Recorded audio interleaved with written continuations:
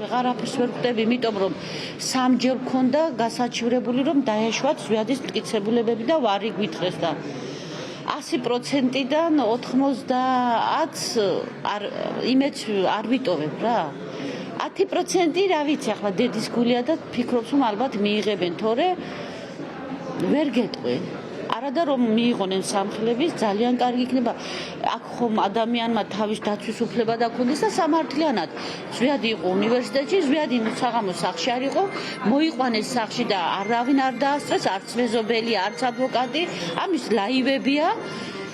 ითხოვენ რომ დავასწროთ, ის კი არა ვიდეო რგოლზე ხმაც კი წაართვეს რგოლს, გადმოწერილი გქონდა და იქ როგორ შეძრა ჰაკერი და ის ხმაც გააქრო, ყველაფერი კადრულობენ რომ მტკიცებულებები გააქრონ და არის მყარად რაღაცები შენახული და თუ არა და სტრასბურგში დავასაჩივრებთ ამ ამბავს. ბრალდების მხარის შუამდგომლობის საფუძველზე გადაიდო წინა სასამართლოს ხდომა და ბრალდების მხარემ ითხოვა გონივრული ვადა იმისთვის, რომ დაცვის მხარის შუამდგომლობებზე მტკიცებულებების დაუშვებლად ცნობის თაობაზე წარმოედგინა პოზიცია.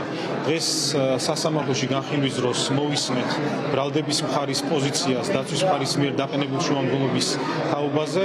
პოზიციების მიხედვით სასამართლო ასევე დაცვის მხარეც წარუდგენ საკუთარ პოზიციებს.